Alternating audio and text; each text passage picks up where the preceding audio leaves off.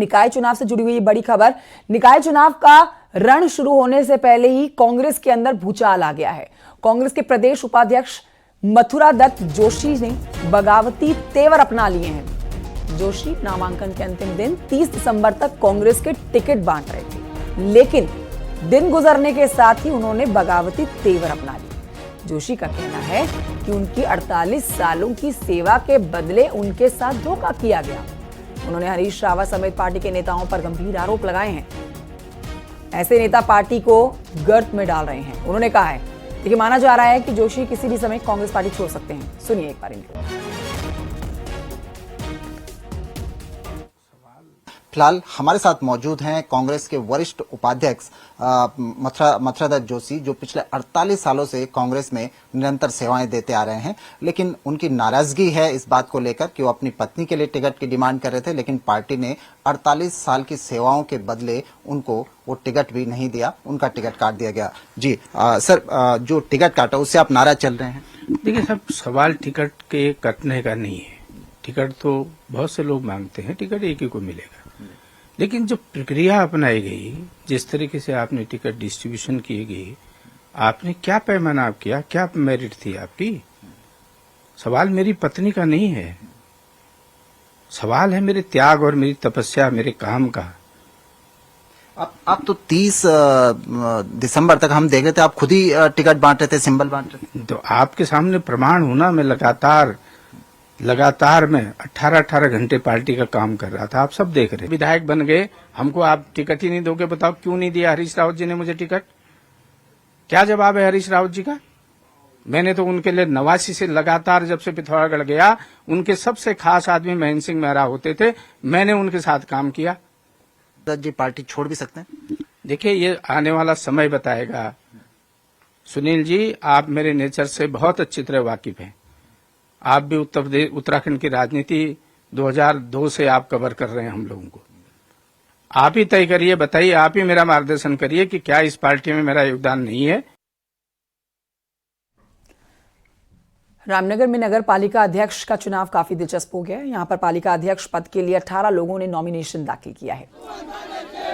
कांग्रेस समर्थित उम्मीदवार भुवन पांडे ने सोमवार को शक्ति प्रदर्शन करते हुए अपना नामांकन दाखिल किया, जबकि अन्य 4 कांग्रेसियों ने भी निर्दलीय पर्चा भरा। जैसे कांग्रेस समर्थित उम्मीदवार के लिए मुश्किलें हो सकती हैं, वहीं कांग्रेस से ज्यादा मुश्किलों में बीजेपी नजर आ रही है, क्योंकि यहाँ बीजेपी के प्रत्याशी मदन जोशी ने भी शक्ति प्रदर्शन के साथ ही अपना नामांकन किया है। बीजेपी के 6 अन्य बागियों ने अपने पर्चे दाखिल किए हैं, जिससे बीजेपी के लिए भी मुश्किलें बढ़ सकती हैं। रामनगर में अशिक्षा के मकड़जाल से, नशे के मकड़जाल से, जुए के मकड़जाल से अपनी नई पीढ़ी को बचाते हुए शिक्षा के नए आयाम, नए कीर्तिमान स्थापित करने हैं। और हम इस नगर पालिका में भारतीय जनता पार्टी की कुरीतियां, उनकी गलत नीतियों के खिलाफ पुनः नगर पालिका में कांग्रेस का परचम लहराएंगे। मेन मुद्दा जो मैं लेकर चल रहा हूं, अवैध घुसपैठ को लेकर, और अवैध घुसपैठ जो अवैध बांग्लादेशी जो घुसपैठ है उसको लेकर मैं चल रहा हूं, और जो राम की नगरी को रहमत नगरी बनाने का प्रयास किया जा रहा है, अगर पालिका अध्यक्ष नहीं बदला गया तो रहमत नगरी बनने के लिए बहुत निकट है। तो इस राम की धर्म नगरी को हम राम नगरी बनाना चाहते हैं। बढ़ते हैं आगे, अल्मोड़ा का अपडेट ले लीजिए। अल्मोड़ा में नगर निगम बनने के बाद पहली बार मेयर का चुनाव होने जा रहा है और बीजेपी से 2 लोगों ने बागी होकर नामांकन किया है। कांग्रेस से भी यहां पर 2 बागियों ने पर्चा दाखिल किया है। दोनों ही पार्टी के नेता अपने बागियों को मनाने में जुटे हैं। अब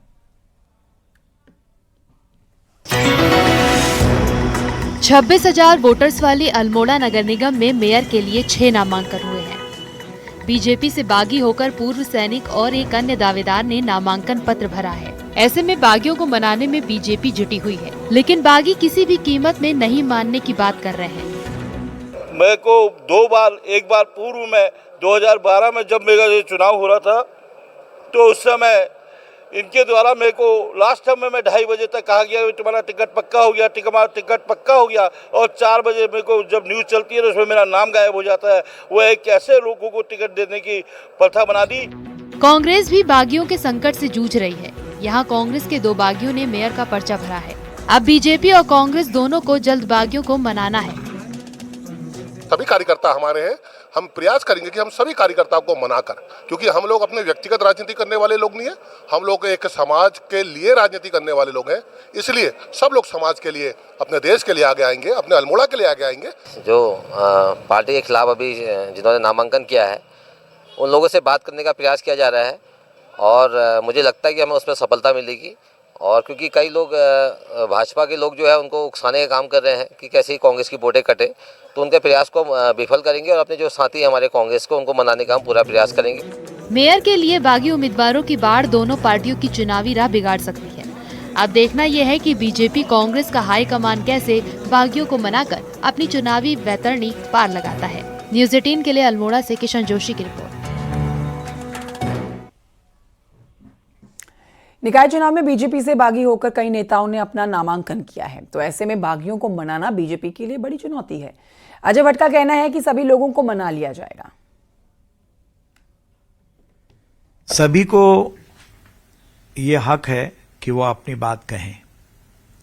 अभी जांच हो रही है, जांच होने के बाद 2 तारीख को हमारे सभी लोग नामांकन वापस लेंगे। हम सब लोग अपने साथियों से भी बात कर रहे हैं, क्योंकि संगठन होता है। संगठन से इतर जाकर कोई भी सुरक्षित नहीं रहता है राजनीति में।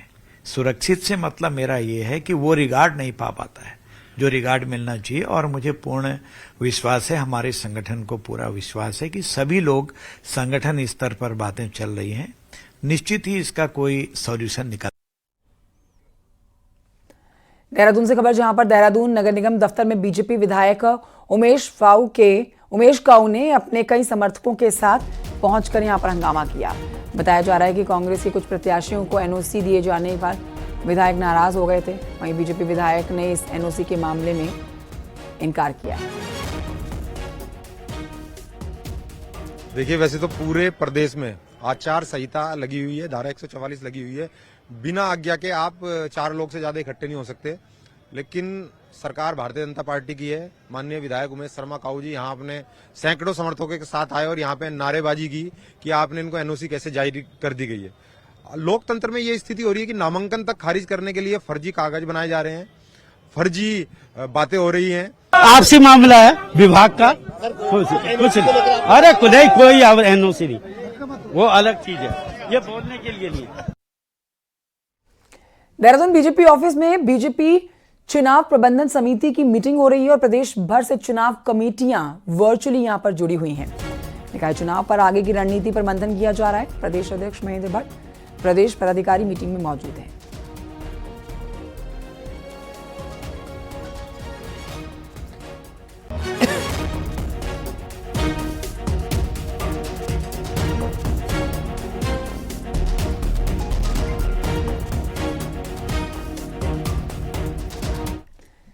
देहरादून में सीएम पुष्कर सिंह धामी ने मुख्यमंत्री आवास में अधिकारियों के साथ बैठक की है, जिसमें नए साल को लेकर जश्न मनाने के लिए पहाड़ आ रहे पर्यटकों को लेकर बात हुई है।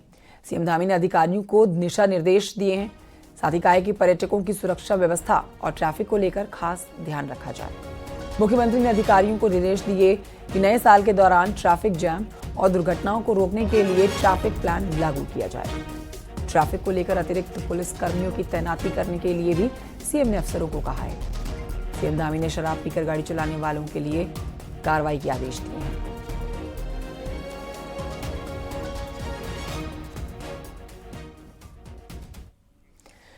उत्तरकाशी में गंगोत्री हाईवे पर बर्फबारी के बाद लगातार फिसलन वाले हालात बने हुए हैं। सुक्खी से गंगोत्री तक कई जगहों फिसलन का खतरा बना हुआ है। बीआरओ की टीम लगातार हाईवे को ठीक करने में लगी हुई है ताकि फिसलन से पर्यटकों को बचाया जा सके। तस्वीरें आपको दिखा रहे हैं। साथ ही बता देते हैं कि बड़ी संख्या में पर्यटक हर्षिल घाटी पहुंच रहे हैं, लेकिन सुबह शाम पाले की वजह से फिसलन के हालात बने हुए हैं।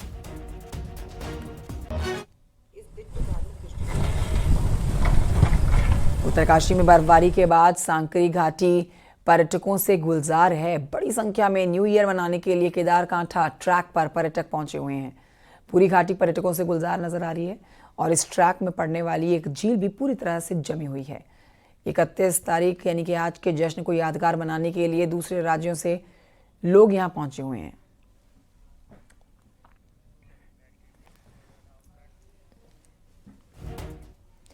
नए साल का जश्न मनाने के लिए चोपता में भी पर्यटकों की भारी भीड़ पहुंची हुई है। हालात तो ये हो गए हैं कि होम से टेंट और हज की बुकिंग फुल हो चुकी है और अब सैलानी बस नए साल के इंतजार में हैं।